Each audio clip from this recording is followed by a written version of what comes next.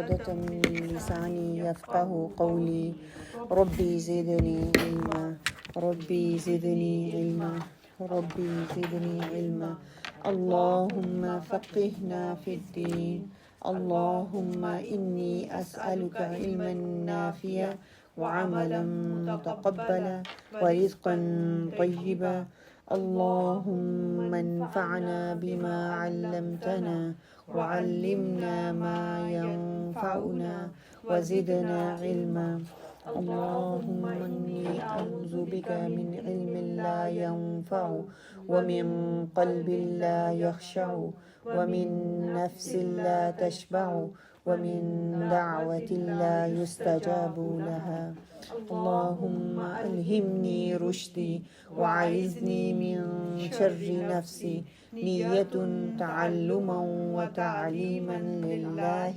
تعالى آمين اللهم آمين.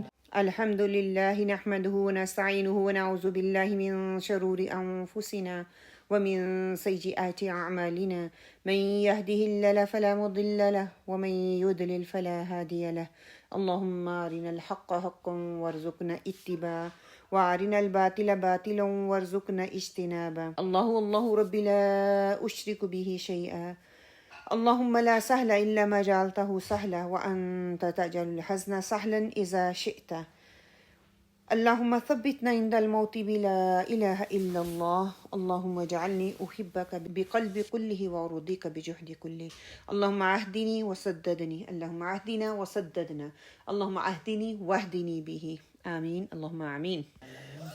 حدیث 26 کون پہلے پڑھے گا؟ آپ میں سے کوئی ایک پڑھ دے انشاءاللہ تعالی، دین ہم 27 حدیث پہ جائیں گے انشاءاللہ. عن ابی ہریرہ رضی اللہ تعالی عنہ قال قال رسول اللہ صلی اللہ علیہ وسلم کل سلام من الناس علیہ صدقۃ کل یوم تطلع فیہ الشمس تعدل بین اثنین صدقۃ وتعین الرجل فی دابۃ فتحملہ علیہا او ترفع لہ علیہا متاعہ صدقۃ والکلمۃ الطیبۃ صدقۃ وبکل خطوۃ تمشیھا الی الصلاۃ صدقۃ وتمیت الاذی عن الطریق صدقۃ رواہ البخاری مسلم. احسنتی. الحمدللہ. جب آپ لوگ اتنے اچھے طریقے سے پڑھتے ہیں نا تو مجھے بہت خوشی ہوتی ہے، اچھا لگتا ہے کہ الحمدللہ آپ محنت کر رہے ہیں. اللہ تعالیٰ انشاءاللہ تعالیٰ آپ کو ضرور کامیاب کرے گا. الحمدللہ. اگلی ہماری حدیث ہے 27 انشاءاللہ تعالیٰ، نیکی اور گناہ کی پہچان. انشاءاللہ ہم اس کو مل کے پڑھ لیں انشاءاللہ. عن النواس ابن سمعان رضی اللہ عنہ عن النبی صلی اللہ علیہ وسلم قال البر حسن الخلق والإثم ما حاق في نفسك وكرهت أن يطلع عليه الناس رواہ المسلم. دوسری حدیث جو ہے وہ ہے وَأَنْ وَبِصَةَ ابن معبد رضی اللہ عنہ قال اتیت رسول اللہ صلی اللہ علیہ وسلم فقال جئت تسأل عن البر قلت نعم قال استفتی قلبك البر مطمئنت إليه النفس وأطمئن إليه القلب والإثم ما حاك في النفس وتردد في الصدر وإن أفتاك أفتاك الناس الناس وأفتوك وأفتوك حديث حديث حسن حسن روينه رويناه في مسندي في مسندي الإمامين الإمامين أحمد أحمد ابن ابن حنبل حنبل والدارمي والدارمي بإسناد بإسناد حسن. حسن. انشاءاللہ تعالیٰ اب میں پوری ایک ہی گو میں انشاءاللہ تعالیٰ پڑھ دیتی ہوں آپ لوگوں کے لیے. عن النواس بن سمعان رضی اللہ عنہ عن النبی صلی اللہ علیہ وسلم قال البر حسن الخلق والإثم ما حاك في نفسك وكرهت أن يطلع عليه الناس رواه المسلم. وعن وابصة بن معبد رضي الله عنه قال أتيت رسول الله صلى الله عليه وسلم فقال جئت تسأل عن البر قلت نعم قال استفتي قلبك البر ما أطمأنت عليه النفس وأطمأن إليه القلب والإثم ما حاك في النفس وتردد في الصدر وإن أفتاك الناس وأفتوك حديث حسن روينه مسند للإمامين أحمد الحنبل والدارمي بإسناد حسن. حضرت نواس بن سمعان رضی اللہ روایت کرتے ہیں کہ نبی محمد صلی اللہ علیہ وآلہ وسلم نے فرمایا نیکی اچھے اخلاق کا نام ہے اور گناہ وہ ہے جو تمہارے من میں یا تمہارے دل میں یا تمہارے نفس میں کھٹکے اور لوگوں کو اس کی اطلاع ہونا تجھے اچھا نہ لگے. وابصہ بن معبد رضی اللہ نے کہا کہ میں نے نبی محمد صلی اللہ علیہ وآلہ وسلم کے پاس میں حاضر ہوا تو آپ صلی اللہ علیہ وسلم نے فرمایا تم نیکی کے بارے میں پوچھنے کے لیے آئے ہو؟ میں نے کہا جی ہاں. اس پر آپ صلی اللہ علیہ وسلم نے فرمایا اپنے دل سے فتویٰ پوچھو. نیکی وہ ہے جس پر نفس یعنی کہ من یا آپ کا دل جو ہے وہ اطمینان پکڑ لے اور اس پر دل مطمئن ہو جائے، اور گناہ وہ ہے جو تمہارے دل میں کھٹک جائے اور سینے میں بے چینی ہو، اور اگرچہ مفتی لوگ تجھے اس کے لیے جائز فتوے ہی کیوں نہ دے دیں کہ اس کا جو دل جتنا مرضی بھی آپ کا اطمینان ہو، دل میں اگر اطمینان نہیں ہے مفتی جتنے مرضی فتوے دے دیں تو وہ بات جو ہے وہ درست نہیں ہے انشاءاللہ تعالیٰ. اب میں لفظ بلفظ آپ کے سامنے رکھ دیتی ہوں انشاءاللہ. عن النواس بن سمعان رضی اللہ عنہ، نواس بن سمعان ایک صحابی ہیں، وہ روایت کرتے ہیں اللہ سبحانہ تعالیٰ ان سے راضی ہو. عن النبی صلی اللہ علیہ وآلہ وسلم، نبی صلی اللہ علیہ وآلہ وسلم قال فرمایا آپ صلی اللہ علیہ وسلم نے البر نیکی حسن الخلقی اچھے اخلاق کا نام ہے، والاثم اور گناہ ما جو کا کھٹک جائے فی نفسی کا تمہارے نفس میں، تمہارے سینے میں یا دل میں، وکریہتا اور تم ناپسند کرو، ان یطلع کہ اطلاع ہو جائے، علیہ اس پر، الناس لوگوں کو، رواہ المسلم. دوسری روایت جو ہے اس میں آتا ہے وَأَن وابصة بن معبد رضی اللہ عنہ، وابصہ سے روایت ہے جو کہ ابن معبد رضی اللہ یہ بھی ایک صحابی ہیں، وہ روایت کرتے ہیں قال فرمایا اتیتو میں آیا رسول صلی اللہ علیہ وآلہ وسلم، رسول صلی اللہ علیہ وسلم کے پاس، فقالا تو آپ صلی اللہ علیہ وسلم نے فرمایا جئتا تم آئے ہو، تسألو کہ تم مجھ سے سوال کرو یا تم کچھ پوچھنے کے لیے آئے ہو، عن البر نیکی کے بارے میں، قلتو میں نے کہا نعم جی ہاں.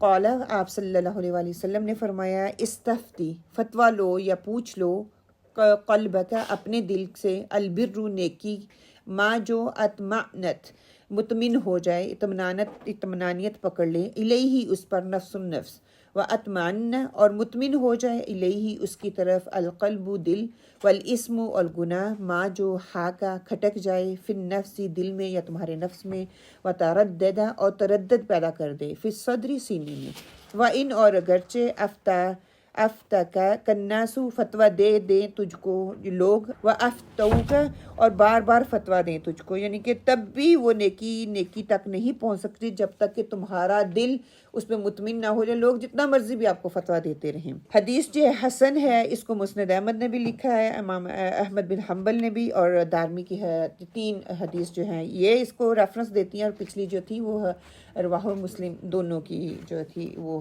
روایت تھی. اب جو ہے اگر ہم تھوڑا سا پچھلے ویک جو پڑھا تھا اس حدیث کے بارے میں، اس میں ہم نے کیا سیکھا تھا؟ اس میں نیکی کے بارے میں تھا نا کہ नेकी, जैसे कोई भी हम किसी को स्माइल भी करते हैं तो वो भी नेकी ही होती है कि हर छोटी से छोटा जो अच्छा अमल है वो नेकी है, वो सदका है। सदका है। सदका और नेकी का डिफरेंस जो था वो किया था। हाँ 360 जोड़ हैं हमारे जिस्म के। हाँ 360 जोड़ हैं। आज की साइंस ने तस्दीक कर दिया। उस वक्त जब आप सल्लल्लाहु अलैहि वसल्लम ने हमें बताया था, उस वक्त कोई तस्दीक नहीं थी, कोई रेफरेंस नहीं था।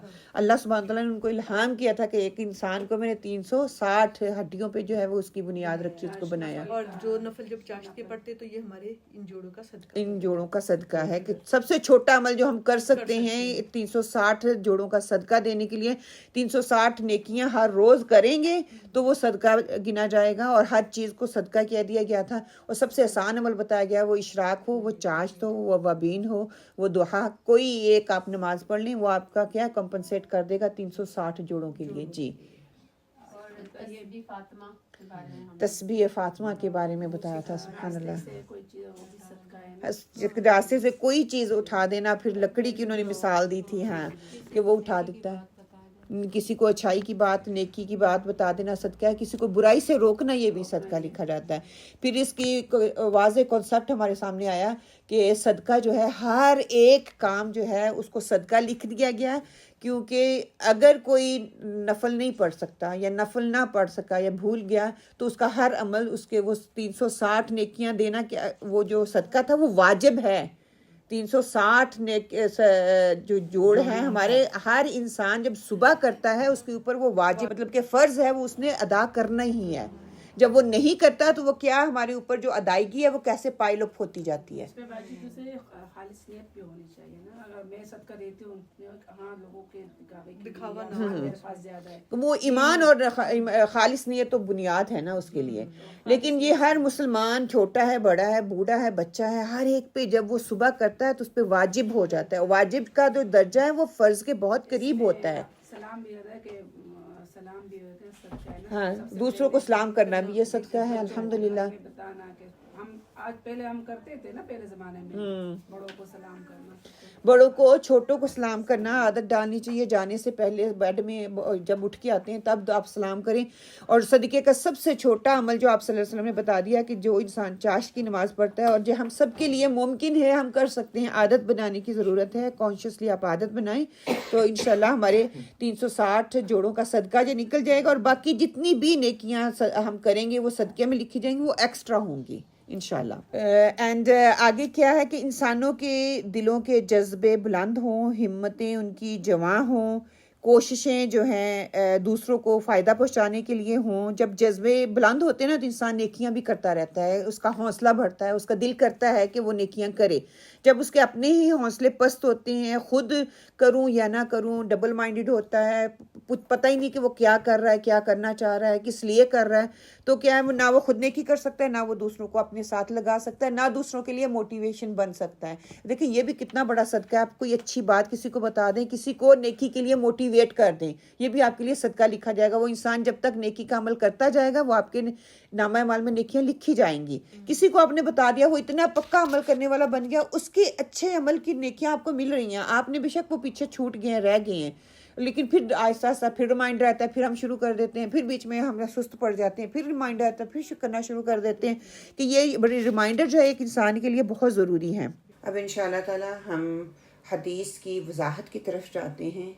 पहली हदीस जो हमने पढ़ी है वो सही मुस्लिम की थी, और उसका सियाको सबाक ये है कि नवास इब्ने समान कहते हैं कि मैं 1 साल तक मदीने में आप सल्लल्लाहु अलैहि वसल्लम के पास ठहरा रहा। मतलब कि 1 साल तक सीखने के लिए वो आप सल्लल्लाहु अलैहि वसल्लम के पास ठहरे रहे, और मुझे सवाए कोई दीनी मसाइल पूछने के किसी चीज़ ने हिजरत के लिए नहीं रोका था। कि क्योंकि वो सवाल करना चाहते थे, और जो महाजरीन थे उनको सवाल करने की इजाज़त नहीं थी, क्योंकि बहुत ज़्यादा सवालात की वजह से दीन मुश्किल हो सकता था। ठीक है, तो उन्होंने हिजरत इसलिए नहीं की कि वो सवाल कर सकें। तो फिर उन्होंने आप सल्लल्लाहु अलैहि वसल्लम से सवाल किया कि आप मुझे बताएं नेकी क्या है। तो आप सल्लल्लाहु अलैहि वसल्लम ने कहा कि नेकी अच्छे अखलाक का नाम है।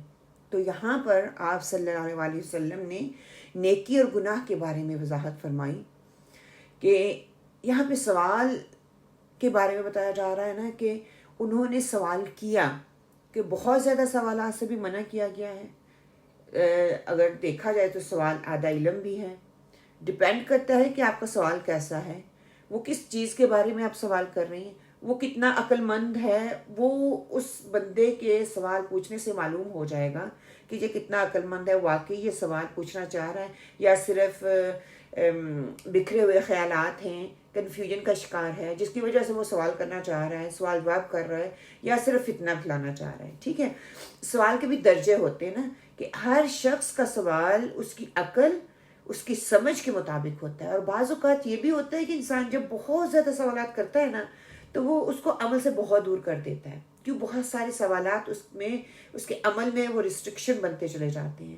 اور پھر یہ بھی ہوتا ہے کہ قبل از وقت سوال کرنے سے جو ہے انسان کے اندر کنفیوژن کریٹ ہو جاتی ہے, جبکہ علم ابھی پختہ نہیں ہوا ہوتا, تو اس سے وقت کا ضیاع ہوتا ہے.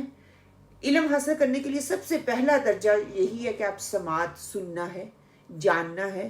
وہ 1 2 4 دن ہفتوں کی بات نہیں ہے, کچھ عرصے تک, کچھ سالوں تک اس کو سنیں, اس کو جاننے کی کوشش کریں. ایک عرصے تک انسان سنتا ہے, سمجھتا ہے, تو پھر جا کے اس قابل ہوتا ہے کہ وہ سوال کو انڈرسٹینڈ کر سکے, اپنی زندگی کا حصہ بنا سکے. کیونکہ بہت سی چیزیں کے جوابات جو ہوتے ہیں نا, علم سیکھنے کے ساتھ ساتھ آپ کو ملتے رہتے ہیں.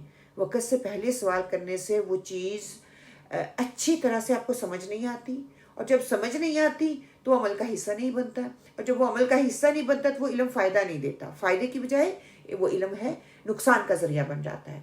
دیکھیے, اسلام میں علم حاصل کرنے کا سب سے پہلا اور اہم مقصد کیا بتایا جا رہا ہے یہاں پہ؟ عمل. عمل کے لیے جاننا, کس لیے؟ کہ انسان اپنی زندگی میں تبدیلی لا سکے, اپنی زندگی بدل سکے, عمل کر سکے, اپنے ساتھ ساتھ دوسروں کی زندگیوں کو بدل سکے, دوسروں کی زندگیوں کو بدلنے کا سبب بن سکے. ہم دیکھتے ہیں کہ سوال کے انداز میں جو جواب یہاں پہ دیا جا رہا ہے انشاءاللہ اس پہ پونڈر آن کرنے کی کوشش کرتے ہیں کہ اس سے ہماری زندگیوں میں سیکھنے کی کیا پوائنٹس ہیں یا ہمیں کیا کچھ مل سکتا ہے. کیونکہ آپ صلی اللہ علیہ وسلم نے نیکی اور گناہ کے بارے میں یہاں پہ وضاحت کی. قرآن میں نیکی اور گناہ کے متعلق ہمیں بہت سی واضح ہدایات مل جاتی ہیں, احکامات مل جاتے ہیں.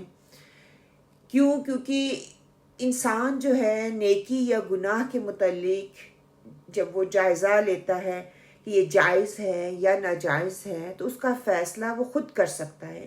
ایک مومن کو موقع دیا جا رہا ہے کہ جو چیز اس کے دل میں کھٹک جاتی ہے اس پہ وہ سوچ وچار کرے, سوچ سمجھ کر قدم اٹھائے. سوال یہاں پہ یہ پیدا ہوتا ہے کہ ایسی صورتوں میں کس طرح فیصلہ کیا جائے. آپ صلی اللہ علیہ وسلم نے ہمیں اس حدیث میں وہ کسوٹی بتا دی, وہ معیار بتا دیا. انسان اپنے دل سے پوچھے, اگر کسی کام کے معاملے میں, کسی امر کے متعلق دل میں کوئی کھٹک جاتا ہے تو وہ صحیح ہے یا وہ غلط ہے. اگر نہیں کھٹکتا تو وہ بات درست ہے, اگر کھٹک جاتا ہے تو اسے اختیار نہ کرے, اس سے بچنے کی کوشش کرے. وہ کیونکہ وہ چیز تردد میں آپ کو ڈال دیتی ہے. ٹھیک ہے, اس سے پہلے بھی ہم نے حدیث پڑھی تھی نا, دع ما یریبک الی ما یریبک, کہ جس کے بارے میں تردد آ جائے, شک آ جائے, اسے چھوڑ دو, اس امر کو اختیار نہ کرو جس کے مطلب کسی قسم کا بھی آپ کے دل کے اندر شک آ جائے. پھر آگے بتایا گیا کہ نیکی کیا ہے.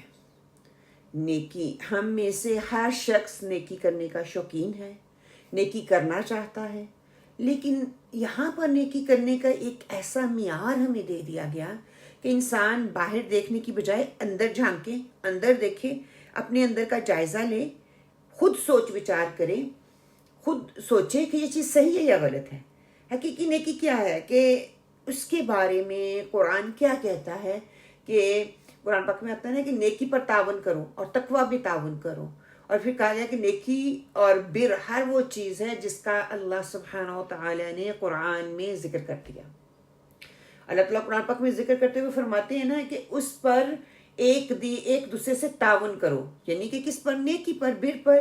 اور اس سے مراد خیر کثیر ہے. پھر جان لیتے ہیں کہ خیر کثیر کب بنتا ہے. کوئی بھی کام خیر کثیر تب بنتا ہے جب وہ اللہ سبحانہ و تعالیٰ کے نزدیک بھی خیر کثیر ہو, قرآن اور سنت کی روشنی میں بھی خیر کثیر ہو, بھلائی کا کام ہو. اور یہاں پر جو کہا گیا ہے نا کہ حسن الخلقی، کہ دوسروں کے ساتھ اچھے اخلاق شو کرو. خلق کہتے ہیں عادات کو، مطلب کہ وہ اچھائی جو انسان کی عادت بن جائے. انسان کی عادات کس چیز پر مبنی ہوتی ہیں، یا انسان کا ریئیکشن کس چیز کے مقابلے میں یا کس چیز کے معاملے میں آتا ہے.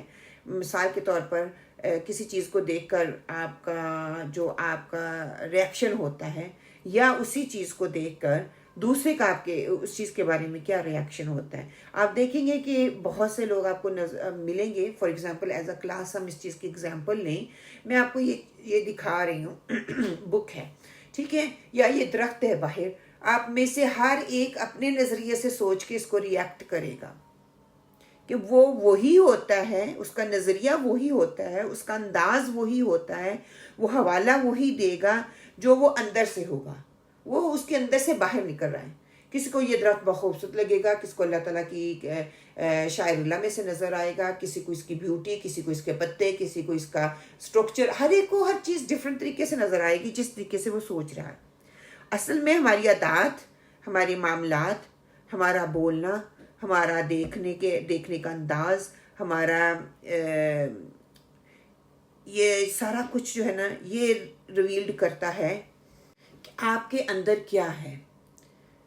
نیکی صرف باہر کی چیز جن کی مصنوعی خول چڑھا لینے کا نام نہیں ہوتا، عادات کا نام نہیں ہے، یا ایکشن کا نام نہیں ہے کہ انسان وقتی طور پر کسی چیز سے متاثر ہو اور وہ خول اپنے اوپر چڑھا لے.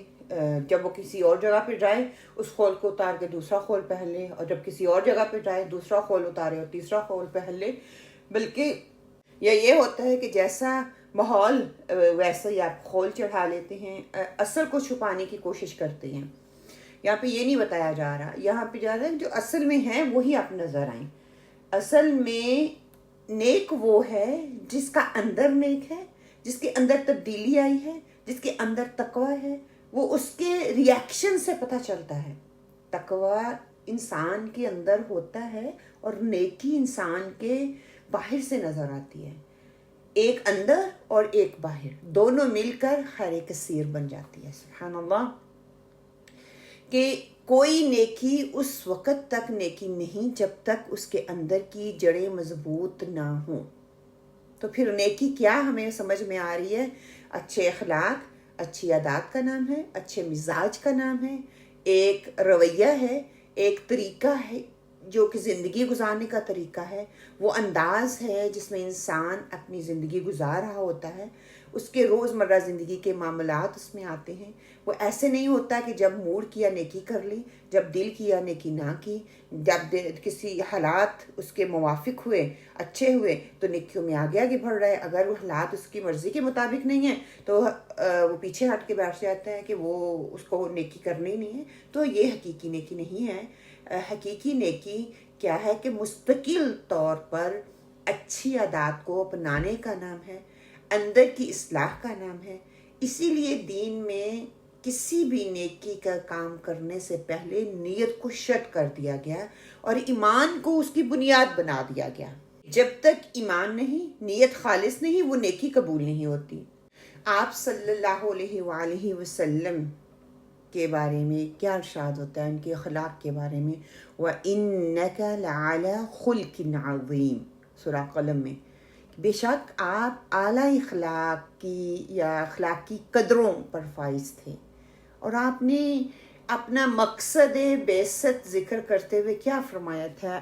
انما بعثت لأتمم مکارم الاخلاق. مسلم احمد کی یہ حدیث ہے، ٹھیک ہے، کہ مجھے اعلیٰ اور اچھے اخلاق کی تکمیل کے لیے بھیجا گیا ہے. آپ صلی اللہ علیہ وآلہ وسلم کہ اس سلسلے میں بہت سے ارشادات ہمیں مل جاتے ہیں.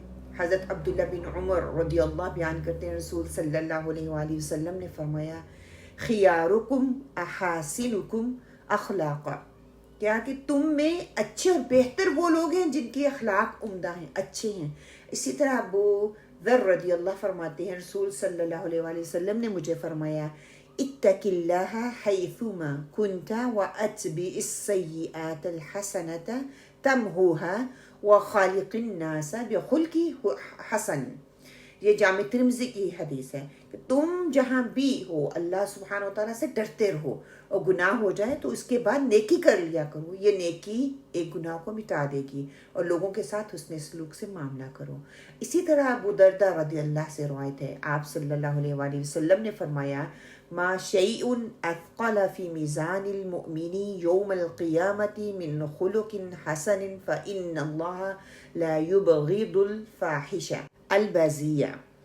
یہ ترمذی کی حدیث ہے، قیامت کے دن مومن کے میزان میں حسن اخلاق سے زیادہ وزنی کوئی عمل نہیں ہوگا، اور اللہ سبحانہ تعالیٰ کو فحش کو بد کلام سے نفرت اور بغض ہے۔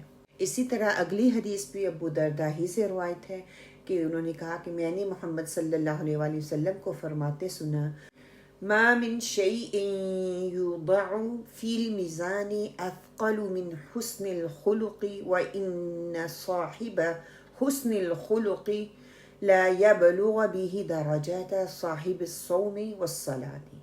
یہ جامع ترمذی کی حدیث ہے، میزان میں حسن اخلاق سے زیادہ وزنی کوئی عمل نہیں ہوگا، اور صاحب حسن اخلاق اپنے اس عمل کی وجہ سے نمازی اور روزے دار کے برابر درجے کو پہنچ جائے گا۔ سبحان اللہ۔ حضرت ابو ہریرہ رضی اللہ تعالیٰ فرماتے ہیں رسول صلی اللہ علیہ وسلم سے پوچھا گیا زیادہ لوگوں کو کون سی چیز جنت میں لے جائے گی؟ آپ صلی اللہ علیہ وسلم نے فرمایا تقوی اللہ وحسن الخلق، وسئل عن اکثر ما يدخل الناس النار قال الفم والفرج۔ جامع ترمذی کی یہ حدیث ہے کہ تقوی اور حسن اخلاق۔ پھر پوچھا گیا زیادہ لوگوں کو جہنم میں کون سی چیز لے کے جائے گی؟ فرمایا منہ اور شرمگاہ۔ حضرت انس رضی اللہ تعالیٰ سے روایت ہے وَقَانَ رسول اللہ صلی اللہ علیہ وآلہ وسلم من احسن الناس خلقا، رسول صلی اللہ علیہ وآلہ وسلم سب سے بڑھ کر عمدہ اور بہترین اخلاق کے مالک تھے۔ حضرت جابر سے مروی ہے کہ آپ صلی اللہ علیہ وسلم نے فرمایا ان من احبکم الی واقربکم منی مجلسا یوم القیامت احاسنکم اخلاقا۔ جامع ترمذی کی یہ حدیث ہے، بے شک قیامت کے دن تم سب کی نسبت میرے قریب اور میرا محبوب وہ شخص ہوگا جس کے اخلاق سب سے بہتر ہوں گے۔ یعنی کہ حسن اخلاق کے بارے میں ہمیں 18 سے زیادہ احادیث جو ہیں وہ ملتی ہیں۔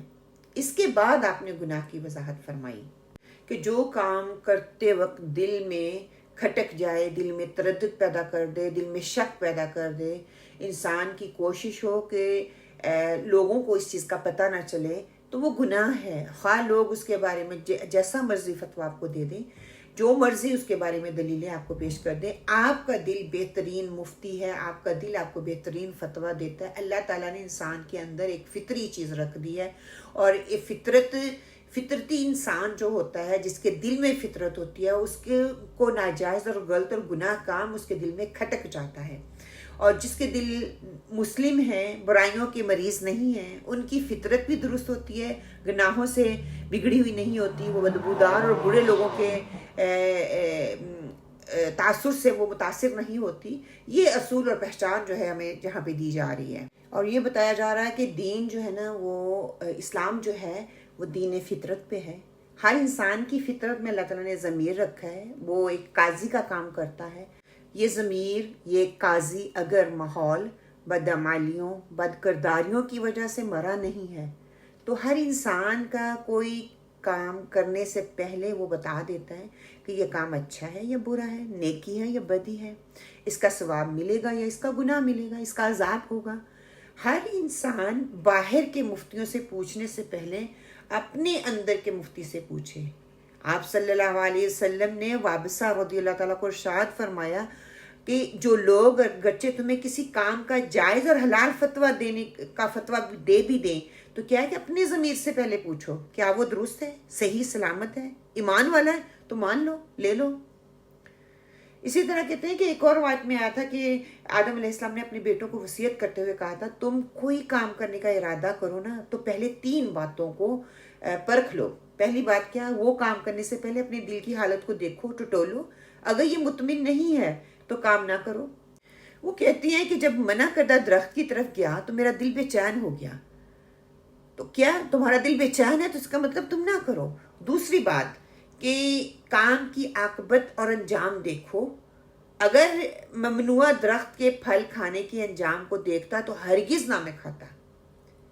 اور تیسری بات انہوں نے بتائی، وہ کہا کہ اچھے اور نیک لوگوں سے مشورہ ضرور کرو. مشاورت میں سنت کیا ہے؟ یہ سنت بھی ہے، اس میں برکت اللہ نے ڈالی ہے. میں اگر فرشتوں سے مشورہ کرتا وہ لازماً مجھے اس کے نہ کھانے کا مشورہ دیتے، مجھے منع کر دیتے. اسی طرح آپ صلی اللہ علیہ وآلہ وسلم کا یہ فرمان ہے، گناہ وہ ہے جو تمہارے دل میں کھٹکے اور لوگوں کو اس کی اطلاع ہونا تمہیں اچھا نہ لگے. اس ارشاد سے معلوم کیا ہوتا ہے کہ اللہ سبحانہ وتعالیٰ نے اسلام جو ہے اس کو ایک فطری دین بنایا ہے نا. اسلام لوگوں میں اجتماعی شعور پیدا کرتا ہے، لوگوں کو نیکی اور بدی کا تصور اس کے ذہن نشین کرواتا ہے کہ وہ لوگ اچھے کام کریں، اچھا کہیں، برے کو برا کہیں. انہیں اچھائی اور نیکی کے کام میں خوشی محسوس ہوتی ہے، اطمینانیت محسوس ہوتی ہے، دل اطمینان پکڑتا ہے. اور مجموعی معاشرے کی طرف سے جب اچھائیاں آتی ہیں انسان کے اندر حوصلہ پیدا ہوتا ہے، انسان کے اندر ہمت پیدا ہوتی ہے کہ وہ برائی کو برا کہہ سکے، اچھے کو اچھا کہہ سکے، اور لوگوں کی طرف سے جو اس کو لام تان ملتی ہے اس کے دل سے وہ جو خوف ہوتا ہے وہ بالکل نکل جاتا ہے.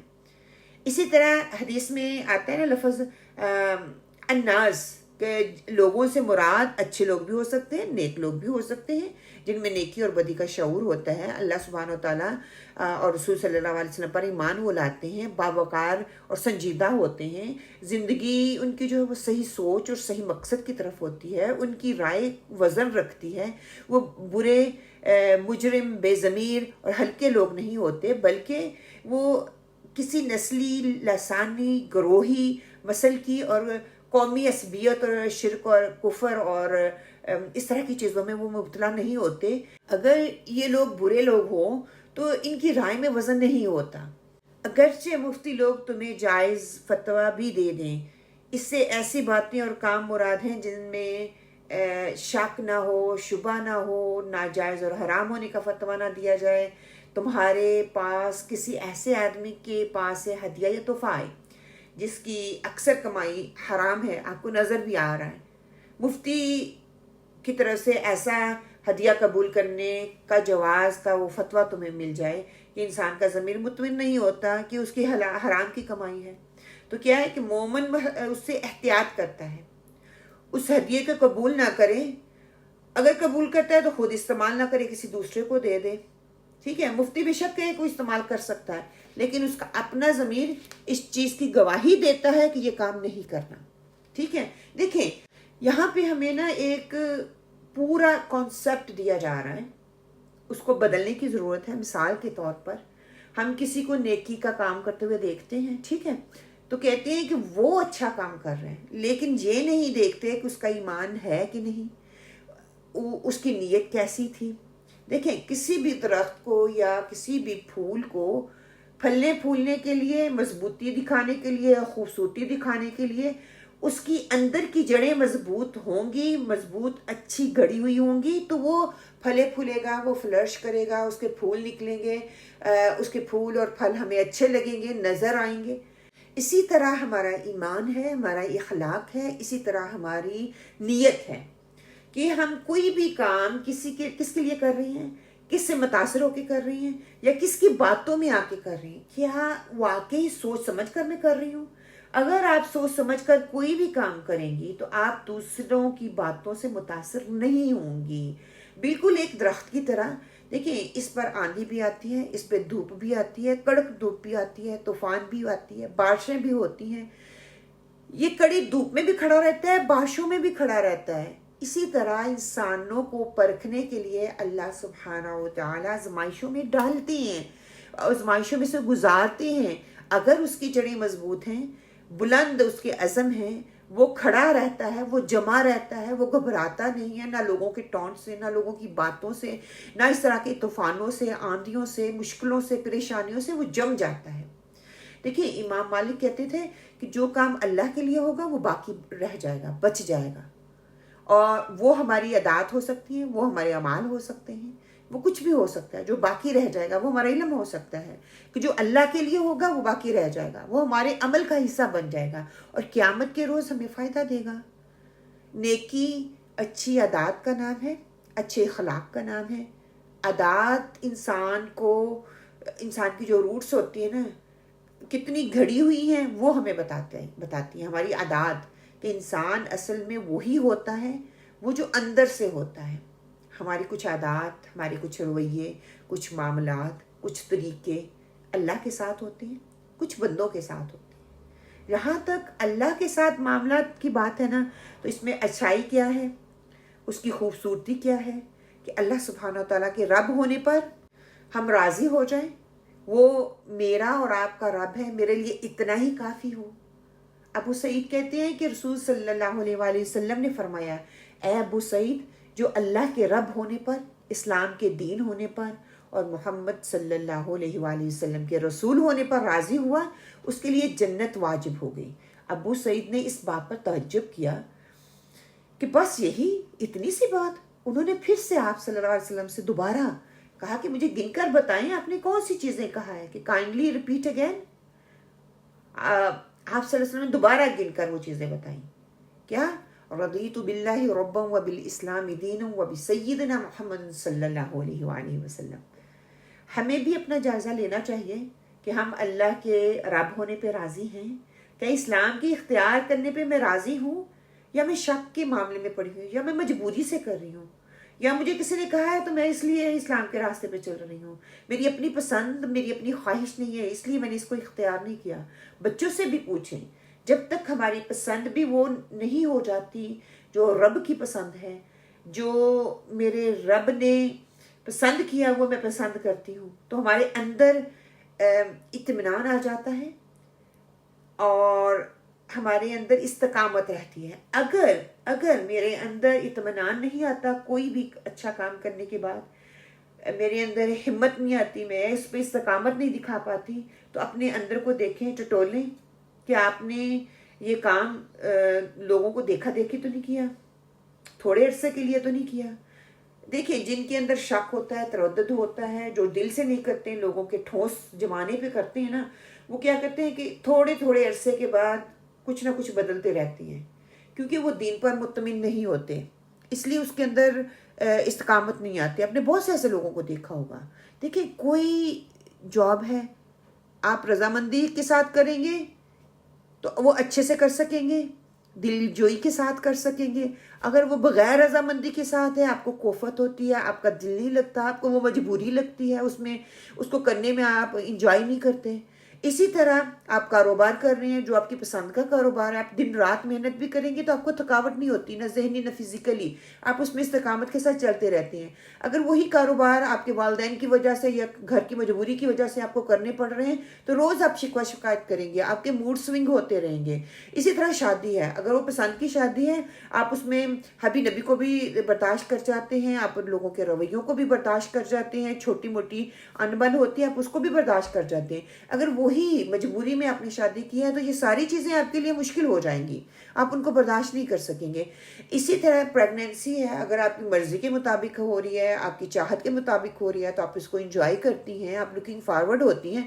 اور اگر نہیں کر رہی تو آپ اس کو مجبوری سمجھتی ہیں. جگہ جگہ پہ آپ لڑائی کر رہی ہیں، موڈ سوئنگز ہو رہے ہیں، آپ دوسروں کو جو ہے بار بار سنائی کر رہی ہیں، میاں کو سنائی کر رہی ہیں. تو جو اپنی چوائس کے ساتھ ہے، پسند کے ساتھ ہوگا، اس کا لیول کچھ اور ہوگا، اور جو مجبوری کے تحت کیا جائے گا اس کا لیول، اس کی پسند، اس کے کرنے کا طریقہ کسی اور لیول کا ہوگا. ٹھیک ہے. حسن الخلق کی وہ نہیں ہوگا، اچھے اخلاق والا نہیں ہوگا، حسن خلق والا نہیں ہوگا. رسول صلی اللہ علیہ وسلم نے فرمایا 5 باتیں ہیں جو ان کو ایمان کے ساتھ بجا لائے گا وہ جنت میں داخل ہو جائے گا. جس نے 5 نمازوں کی حفاظت کی، ان کے وضو، رکوع، سجود اور اوقات کے ساتھ رمضان کے روزے رکھے، بیت اللہ کا حج کیا اور زاد راہ کی طاقت ہو اور خوش دلی کے ساتھ زکوٰۃ دی. یہ 5 اسلام کے جو ہے پلرز ہیں وہ بتا دیے گئے. یہاں پہ جو ہے نماز کی 5 نمازوں کی حفاظت کے ساتھ ساتھ وضو کی بات ہوئی، رکوع کی بات ہوئی، سجدے کی بات ہوئی. دیکھیے وضو کرنا مشکل ہے، وضو نہیں ہوتا تو ہم نماز نہیں پڑھتے. اسی طرح رکوع اور سجدہ جو ہے نماز کی جان ہے. ہمارا رکوع اچھا ہو جائے گا، ہمارا سجدہ اچھا ہو جائے گا تو ہماری نماز جو ہے وہ قبول ہو جائے گی. ہم کرتے کیا ہے کہ ہمارا جب ہم رکوع میں جاتے ہیں تو اچھی طرح سے ہم پورا رکوع نہیں کرتے، نماز میں چوری کرتے ہیں، نماز کا حق ادا نہیں کرتے، سجدے میں جاتے ہیں تو پورے اعضاء کو زمین پہ نہیں لگاتے، پورے مطلب اتنی تیزی سے سجدہ کرتے ہیں وہ لوگوں کو میں دیکھتی ہوں، میں حیران ہوتی ہوں اتنی جلدی آپ چلو منیمم 3 دفعہ بھی آپ سبحان ربی الاعلیٰ پڑھتے ہیں تو اتنی جلدی کیسے ممکن ہے کہ آپ یہ پڑھ سکیں؟ خیر نہ سجدہ پورا ہے نہ رکوع پورا ہے تو اس کی نماز نہیں ہوتی۔ پھر اوقات کے ساتھ رمضان کے روزے، کہ رمضان کے اوقات کے ساتھ رمضان کے روزوں کو رکھا، اللہ تعالیٰ جو کہ توفیق رکھتا ہو وہ بیت اللہ کا حج بھی کرے اور زیادہ راہ اس کی طاقت رکھتا ہو پیچھے چھوڑنے کی بھی اور آگے لے کے جانے کی بھی، اور وہ خوش دلی کے ساتھ کرے۔ دیکھیے حج بہت مشقت والا سفر ہوتا ہے، اس میں آپ کا مال بھی لگتا ہے، اس میں آپ کا وقت بھی لگتا ہے، آپ کی جسمانی قوتیں بھی لگتی ہیں، آپ کی طاقت بھی لگتی ہے، پھر آپ نے جتنا ساتھ آگے بھیجنا ہے اللہ کی راہ میں۔ آپ آج کل حج جتنا مہنگا ہو چکا ہے کہ اللہ کی راہ میں انسان دینے کے لیے اتنا دل بڑا کرتا ہے کہ یہ فرض ہے اور میں ادا کروں، ورنہ عام حالات میں ہم اتنا خرچ نہیں کرتے، اور پھر پیچھے رہ جانے والوں کے لیے بھی اتنا خرچہ چھوڑ کے جائیں۔ پھر زکوٰۃ میں خوش دلی کے ساتھ دینی چاہیے، کوفت سمجھ کر نہیں دینی چاہیے، مجبوری سمجھ کر نہیں دینی چاہیے۔ ہم اپنا جائزہ لے سکتے ہیں، اگر ہم خوش دلی سے کرتے ہیں تو وہ لیول کیا ہے، اور جب ہم بدظنی کے ساتھ کرتے ہیں، دل کری نہیں ہوتا ہے، مجبوری کے ساتھ کرتے ہیں تو اس کا کیا لیول ہے۔ ان عبادتوں کے بعد دل میں تنگی آتی ہے نا، یا اطمینان حاصل ہوتے ہیں تو الحمدللہ اللہ تیرا شکر ہے۔ اگر نماز پڑھ کر بھی دل میں بے چینی آ رہی ہے، اگر روزہ رکھ کر بھی دل میں پریشانی آ رہی ہے، زکوٰۃ دینے کے باوجود دل میں تنگی آ رہی ہے، حج کر کے تھکن کا شکوہ بار بار کیے جا رہے ہیں، مجبوریوں کا شکوہ بار بار کیے جا رہے ہیں، شکایتیں کیے جا رہے ہیں، کوئی بھی عبادت مکمل نہیں ہے۔ یہ حسن خلق نہیں ہے۔ حسن خلق تو وہ ہے جو کہ اعلیٰ درجہ ہے۔ عبادت کے بعد دل کے اندر اطمینان آنا چاہیے کہ اللہ تیرا شکر ہے، میں تیرا شکر ادا کرتی ہوں کہ اس لیول تک کرنے کی توفیق دی تو اس کو قبول کر لے مجھ سے۔ عبداللہ بن محمد کہتے ہیں کہ میں اور میرے والد انصاریوں میں ہمارے سسرالیوں کے ہاں عیادت کے لیے گئے تو وہاں نماز کا وقت ہو گیا، تو اس نے اپنے گھر والوں میں سے کسی کو کہا کہ اے لڑکی وضو کے لیے پانی لاؤ، شاید میں نماز پڑھ کر راحت پاؤں۔ کہتے ہیں کہ ہمیں جو ہے نا ان کے یہ الفاظ، ان کا یہ جملہ پسند نہیں آیا، تو انہوں نے کہا میں نے رسول صلی اللہ علیہ وسلم کو سنا، آپ صلی اللہ علیہ وسلم فرماتے تھے اے بلال اٹھو، نماز کے ساتھ مجھے راحت پہنچاؤ۔ جب کبھی کوئی پریشانی آ جائے، غم ہو، کوئی تکلیف ہو، کوئی بوجھ ہو، بے چینی ہو، فکر ہو، بچوں کی فکر ہو، میاں کی فکر ہو، کسی چیز میں دل نہیں لگ رہا، نماز پڑھو، اپنے رب کے آگے سجدہ ریز ہو جاؤ۔ پھر بے چینی دیکھیں اس کو کیسے چین ملتا ہے، کیسے وہ چین میں بدل جاتی ہے۔ دل کا بے چین رہنا راحت میں بدل جائے گا، پریشانی سکون میں بدل جائے گی، غم خوشی میں بدل جائے گا، بوجھ آسانی میں بدل جائے گا، فکر نہیں رہے گی۔ کر کے تو دیکھیں، لیول وہ نہیں ہے، وہ لیول اختیار کریں جو مطلوب ہے۔ جب آپ صلی اللہ علیہ وسلم حضرت بلال رضی اللہ تعالیٰ سے کہتے ہیں اٹھو بلال نماز سے راحت دو، کہ جب میں نماز پڑھتی ہوں تو مجھے یہ محسوس ہوتا ہے کہ میرا بدن دکھ رہا ہے، میرے گوڈے دکھ رہے ہیں، میرے گھٹنے دکھ رہے ہیں، میرے بازو دکھ رہے ہیں، جسم میں درد ہے، تو میں نماز پڑھوں گی تو مجھے راحت ملے گی۔ نہیں، ہم یہ بات سنتے نہیں ہیں، سمجھتے ہی نہیں ہیں، ہمیں یہ اس چیز کا شعور ہی نہیں ہے، ہم گلہ شکوہ کرتے ہیں، نماز چھوڑ دیں گے، پڑھیں گے ہی نہیں، کیوں؟ اتنی ہمت ہی نہیں ہے، طاقت ہی نہیں ہے، وضو ہی نہیں کریں گے۔ کئی دفعہ ایسے ہوتا ہے کہ گھر والوں میں سے کوئی آپ کو بلا وجہ ڈانٹنا شروع کر دیتا ہے، آپ کا کوئی قصور نہیں ہوتا، آپ نے کوئی غلط کام نہیں کیا ہوتا، آپ کا موڈ وہ خراب کر دیتے ہیں۔ اس میں کوئی خرابی نہیں ہے، ان میں بھی کوئی خرابی نہیں ہے، بس شیطان ان پر حاوی ہوتا ہے۔ اسی وقت ولا حول ولا قوت الا باللہ پڑھیں۔ آپ صلی اللہ علیہ وسلم کیا پڑھتے تھے؟ الحمدللہ علی کل حال، ہر مشکل پر الحمدللہ علی کل حال۔ اور جب کوئی آپ صلی اللہ علیہ وسلم کو نعمت ملتی تھی تو آپ کا کیا رویہ ہوتا تھا؟ الحمدللہ بنعمتہ تتم الصالحات، کہ اسی کی توفیق سے جو کچھ اچھا اور برا ہو رہا ہے اللہ ہی کی طرف سے ہے۔ تو ہمیں بھی اپنی باتوں میں، اپنے اخلاق میں ان چھوٹی چھوٹی سنتوں کو اپنانا چاہیے۔ دیکھیں یہ چھوٹی سنت نہیں ہے، الحمدللہ علی کل حال، جو مجھے پریشانی ہے، غم ہے، بوجھ ہے، بے چینی ہے، فکر ہے، الحمدللہ اللہ کی دی ہوئی ہے نا، اللہ کی پسند ہے تو میری پسند ہے۔ اسی طرح اللہ تعالیٰ نے آپ کو خوشی دی ہے، پریشانی سے نجات دیا ہے، غم سے نجات دی ہے، بوجھوں سے نکال دیا ہے، بے چینی کی بجائے سکون دے دیا ہے، الحمدللہ بنعمته تتم الصالحات۔ پھر یہاں پہ دوسری بات جو کی جا رہی ہے نا، یہ بات کیجیے اچھے اخلاق کی۔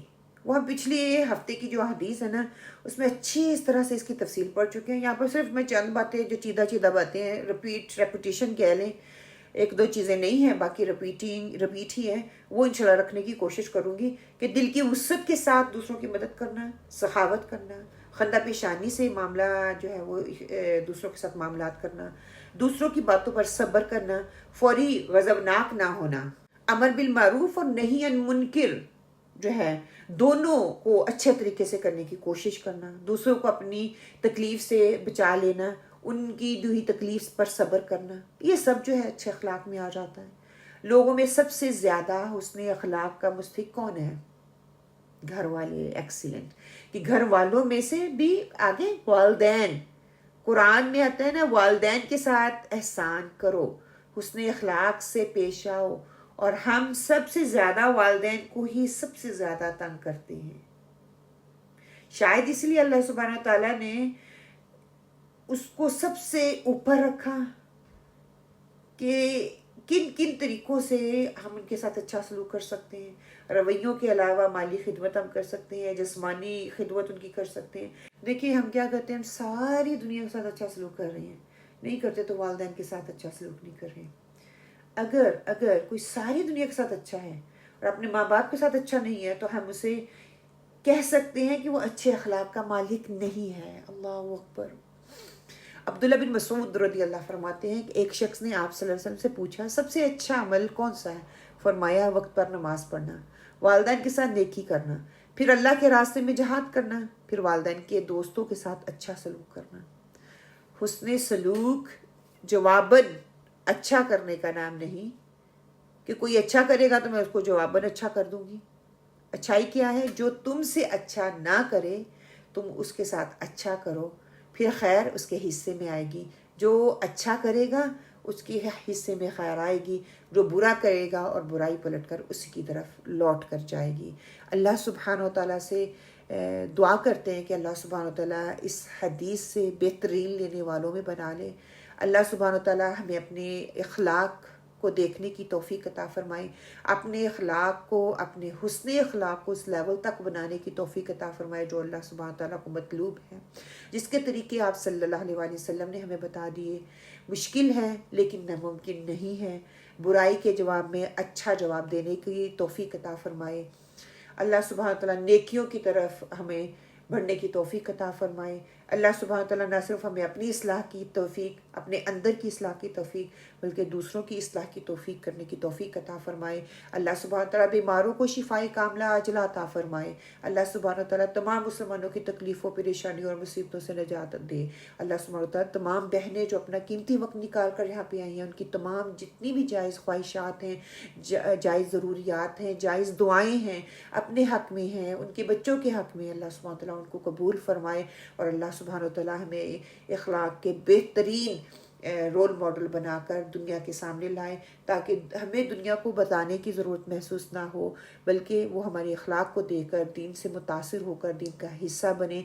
اللہ سبحانہ تعالیٰ ہمارے بچوں کو دین کا بہترین ساتھی بنا دے، ہمارے گھر والوں کو دین کا بہترین ساتھی بنا دے، ہمارے مدد اور معاون گار بنا دے۔ پروردگار بالکل اسی طرح جس طرح حضرت ہارون کو موسیٰ علیہ السلام نے مدد کے لیے پکارا تھا، اللہ سبحانہ تعالیٰ ہم بھی تجھ سے دعا کرتے ہیں، التجا کرتے ہیں، ہمارے گھر والوں کو ہمارے لیے بہترین جو ہے مددگار بنا دیں۔ آمین اللہم آمین۔ سبحانک اللہم و بحمدک نشہد ان لا الہ الا انت ونستغفرک ونتوب الیک ربنا تقبل منا انک انت السمیع العلیم وتب علینا انک انت التواب الرحیم۔ سبحان ربک رب العزة عما یصفون وسلام علی المرسلین والحمد للہ رب العالمین۔